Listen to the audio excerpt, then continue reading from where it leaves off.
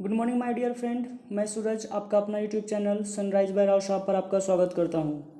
आज मैं लेकर आया हूं राकेश यादव और किरण पब्लिकेशंस के ऑब्जेक्टिव टाइप क्वेश्चंस जो कि SSC CGL, CHSL, CPO, MTS, stenographer, sub inspector, LIC, RRB, D triple SB, IBPS, PO, clerk, NDA, air force यानी जितने भी वनडे एग्जाम्स हैं सभी के लिए इम्पोर्टेंट होंगे। चलिए शुरू करते हैं। शुरू करने से पहले आपको एक बात बता दें कि यदि अभी तक आपने हमारे YouTube channel sunrise by Rao Sahab को सब्सक्राइब नहीं किए हैं तो अभी सब्सक्राइब कर लें तथा साथ में बेल आइकन भी दबा दें ताकि जितने भी अपडेट्स हों आपके पास नोटिफिकेशन के रूप में पहुंच जाएं। तो आज का टॉपिक है सल्तनत काल यानी दिल्ली सल्तनत, जो कि 1206 ईस्वी से 1526 ईस्वी का पीरियड रहा। और एक बात और, आज का जो वीडियो है यह राकेश यादव 7300 प्लस समान अध्ययन से है, जिसमें कि चैप्टर 1 गुलाम वंश है। चलिए शुरू करते हैं। तो क्वेश्चन पहला है, क्वेश्चन नंबर 1, वह युद्ध जो भारत में मुस्लिम शक्ति की स्थापना में सहायक सिद्ध हुआ। ऑप्शन है, ऑप्शन ए तराइन का पहला युद्ध, ऑप्शन बी तराइन का दूसरा युद्ध, ऑप्शन सी पानीपत का पहला युद्ध, ऑप्शन डी पानीपत का दूसरा युद्ध। तो जैसा कि आप जानते हैं कि ऑप्शन बी तराइन का दूसरा युद्ध, यानी गौरी साम्राज्य के संसवनी वंश के शासक मोहम्मद गौरी ने भारत पर क्रमशः 2 आक्रमण, जिसमें कि 1191 में तराइन का पहला आक्रमण और 1192 ईस्वी में तराइन का दूसरा आक्रमण किया था। तराइन के पहले युद्ध में गौरी पराजित हुआ और तराइन के दूसरे युद्ध में पृथ्वीराज चौहान को पराजित किया। इस युद्ध के साथ ही भारत में मुस्लिम शासन का मार्ग प्रशस्त हो गया और वर्ष 1194 ईस्वी में हुए चंदावर के युद्ध में राजपूत सामंत जयचंद को भी हराया।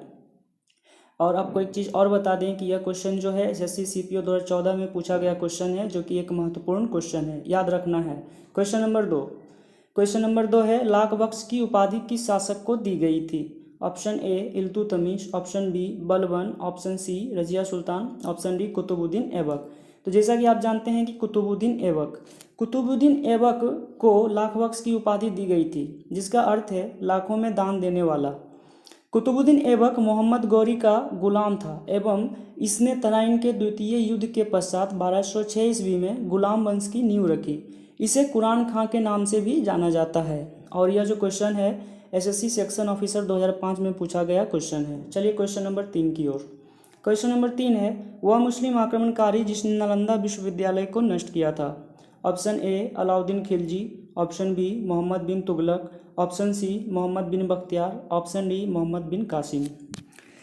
तो कुतुबुद्दीन ऐबक के सेना प्रमुख मोहम्मद बिन बख्तियार जो है वही इसका आंसर है। चलिए इसकी डिटेल के बारे में जानते हैं। कुतुबुद्दीन ऐबक के सेना प्रमुख मोहम्मद बिन बख्तियार ने नालंदा एवं विक्रमशिला विश्वविद्यालय को नष्ट किया एवं वहाँ के संस्कृत ग्रंथों को जला दिया, जो भारतीय इतिहास के अमूल्य धरोहर थे। और आपको बता दें कि यह क्वेश्चन जो है एसएससी सीजीएल 2011 में पूछा गया क्वेश्चन है। चलिए क्वेश्चन नंबर 4 की ओर।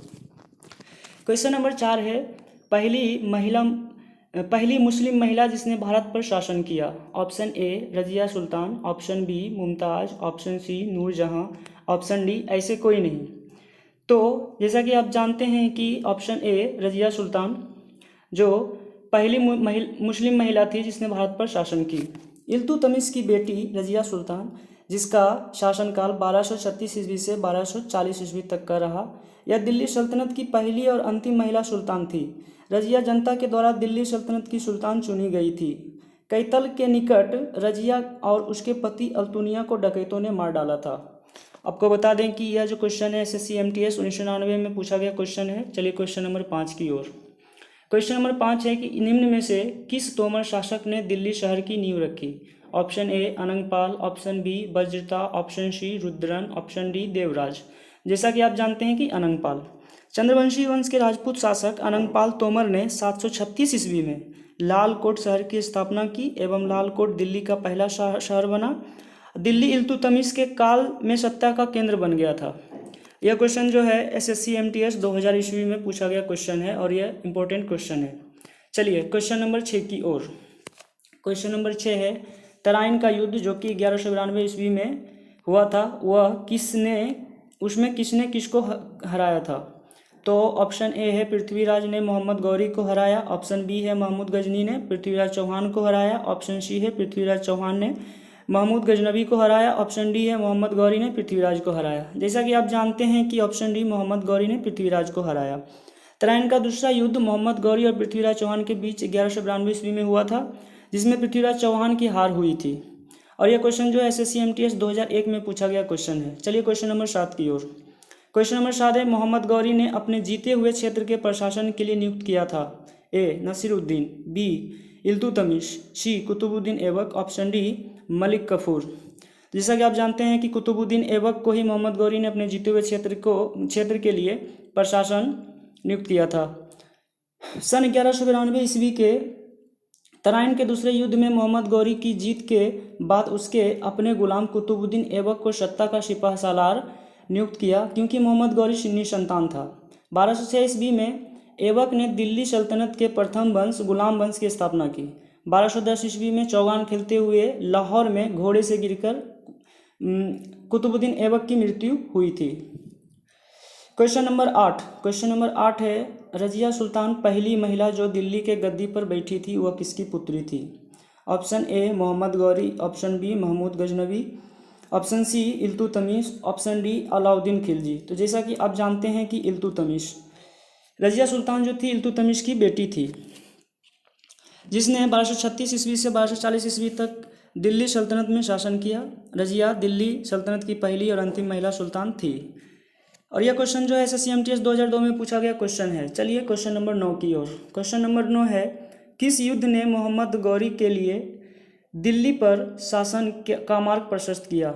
ऑप्शन ए तराइन का पहला युद्ध, ऑप्शन बी तराइन का दूसरा युद्ध, ऑप्शन सी खानवा का युद्ध, ऑप्शन डी पानीपत का पहला युद्ध। जैसा कि आप जानते हैं कि ऑप्शन बी तराइन का दूसरा युद्ध।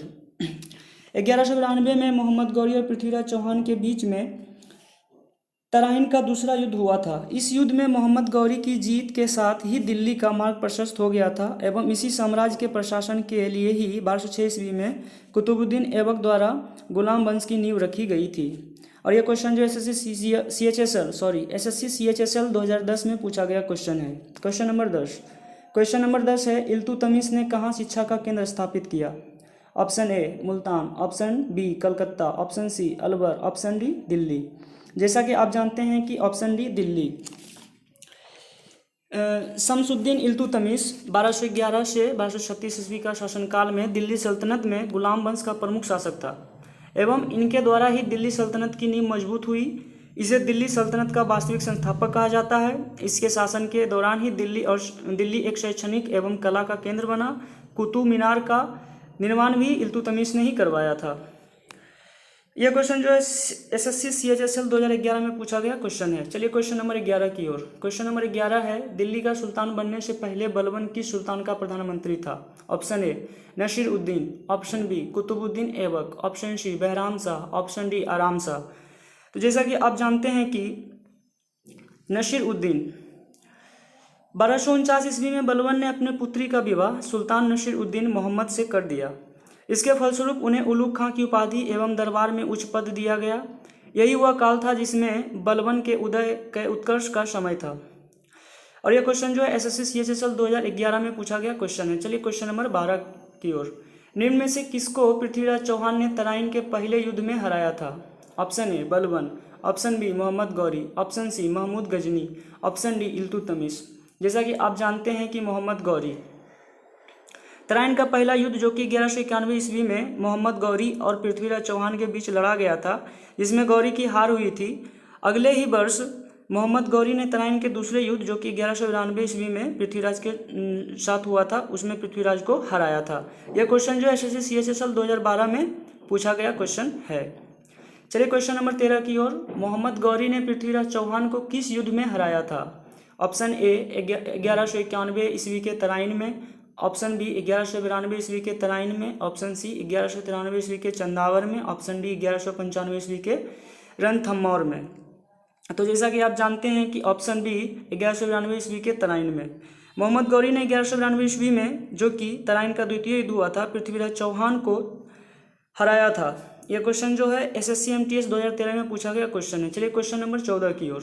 क्वेश्चन नंबर 14 है, निम्न में से किस सुल्तान ने खलीफा से शासन का घोषणा पत्र प्राप्त किया था? Option A Iltutmish, option B Balban, option C Firoz Tughlaq, option D Alauddin Khilji. जैसा कि आप जानते हैं कि इल्तुतमिश दिल्ली का प्रथम सुल्तान था जिसने बगदाद के खलीफा से 1229 ईस्वी को सुल्तान का अभिषेक पत्र पाया था एवं खलीफा द्वारा दिल्ली सल्तनत की स्वतंत्र स्थिति की मान्यता प्राप्त हुई थी।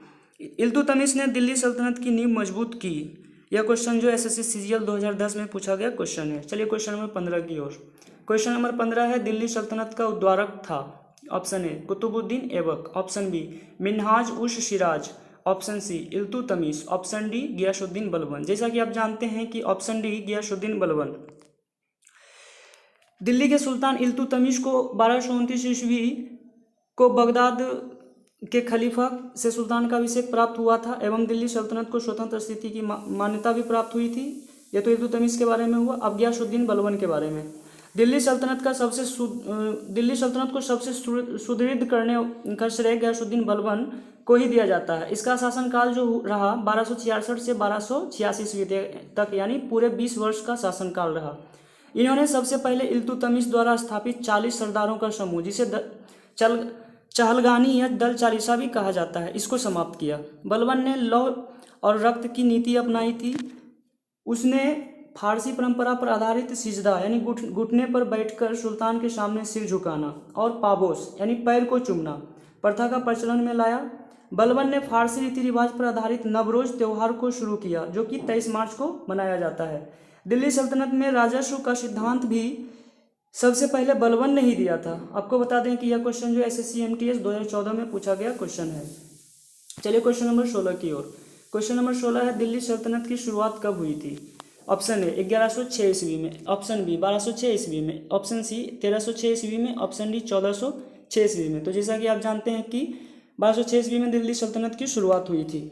दिल्ली सल्तनत की शुरुआत 1206 ईस्वी में हुई थी एवं पानीपत के पहले युद्ध जो कि 1526 में बाबर की जीत के साथ ही दिल्ली सल्तनत का अंत हो गया था। दिल्ली सल्तनत के शासन 320 वर्ष तक दिल्ली में रहा। इसकी नींव कुतुबुद्दीन ऐबक यानी गुलाम वंश के द्वारा रखा गया था।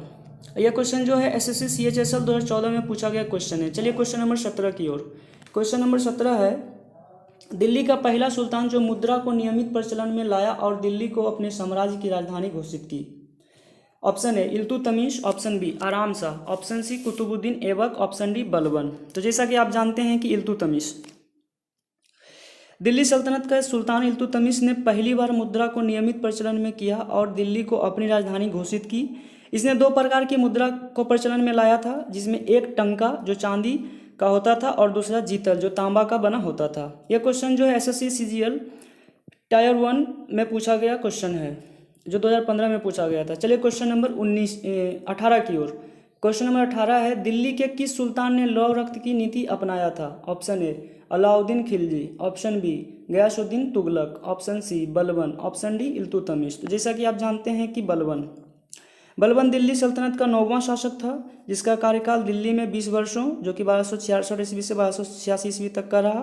अपने साम्राज्य को सुदृढ़ एवं विस्तार करने के लिए इसने लौ और रक्त की नीति अपनाई। इसने दल चालीसा या चहलगानी यानी 40 सरदारों के समूह को समाप्त किया एवं तुर्क अमीरों को शक्तिशाली होने से रोका। यह क्वेश्चन जो है एसएससी एमटीएस 2000 में पूछा गया क्वेश्चन है। चलिए क्वेश्चन नंबर 19 की ओर। चांदी के सिक्के को किसके कार्यकाल में प्रचलन में लाया गया था? Option A Qutubuddin Aibak, option B Iltutmish, option C Balban, option D Bahram Khan. तो जैसा कि आप जानते हैं कि इल्तुतमिश सल्तनत काल में पहली बार मुद्रा को नियमित प्रचलन में लाया। इसने 2 प्रकार की मुद्रा को चलाया, जिसमें एक टंका जो चांदी का एवं दूसरा जीतल का जो तांबा का बना होता है। और यह क्वेश्चन जो है एसएससी सीजीएल 2016 में पूछा गया क्वेश्चन है। चलिए क्वेश्चन नंबर 20 की ओर। निम्न में से किस सुल्तान की मृत्यु पोलो या चौगान खेलते हुई थी? Option A Qutubuddin Aibak, option B Balban, option C Iltutmish, option D Humayun. तो जैसा कि आप जानते हैं कि कुतुबुद्दीन ऐबक दिल्ली सल्तनत के पहले सुल्तान एवं गुलाम वंश के संस्थापक कुतुबुद्दीन ऐबक को 1210 ईस्वी में चौगान खेलते समय घोड़े से गिरकर मृत्यु हुई थी। इसका मकबरा लाहौर में है। इसकी उदारता के लिए इसे लाख बख्श की उपाधि दी गई थी। यह मोहम्मद गौरी का वफादार गुलाम था। इसने 2.5 दिन का झोपड़ा जो कि अजमेर में है, और कुतुब मीनार जो कि दिल्ली में उसका निर्माण प्रारंभ करवाया था। और यह क्वेश्चन जो एसएससी सीजीएल 2016 में पूछा गया क्वेश्चन है। चलिए क्वेश्चन नंबर 21 की ओर। क्वेश्चन नंबर 21 है, तराइन का युद्ध पृथ्वीराज चौहान और किसके बीच हुआ था? Option A Mahmud Ghaznavi, option B Mohammad Ghori, option C Babur, option D Humayun. जैसा कि आप जानते हैं कि ऑप्शन बी मोहम्मद गौरी। तराइन की 2 लड़ाइयाँ मोहम्मद गौरी और पृथ्वीराज चौहान के बीच 1191 जो कि तराइन का प्रथम युद्ध, और 1192 जो कि तराइन का दूसरा युद्ध होता है उसमें हुआ था। उसमें इन दोनों के बीच में लड़ाई लड़ी गई थी। तराइन के प्रथम युद्ध में पृथ्वीराज चौहान एवं दूसरे युद्ध में मोहम्मद गौरी विजयी रहा था, और इस युद्ध के साथ ही भारत में मुस्लिम शासन की शुरुआत अप्रत्यक्ष रूप से हो गई थी, जो 1206 ईस्वी में कुतुबुद्दीन ऐबक द्वारा गुलाम वंश की स्थापना के साथ अस्थायी रूप से हुई थी। और यह क्वेश्चन जो एसएससी सीजीएल 2016 में पूछा गया क्वेश्चन है। चलिए क्वेश्चन नंबर 22 की ओर। क्वेश्चन नंबर 22 है, तराइन के प्रथम युद्ध किस वर्ष लड़ा गया था? ऑप्शन ए 1526 ईस्वी, ऑप्शन बी 1757 ईस्वी, ऑप्शन सी 1191 ईस्वी, ऑप्शन डी 1857 ईस्वी। जैसा कि आप जानते हैं कि 1191 ईस्वी तराइन का पहला युद्ध 1191 ईस्वी में एवं तराइन का दूसरा युद्ध 1192 ईस्वी में मोहम्मद गौरी और पृथ्वीराज चौहान के बीच हुआ था। पहले युद्ध में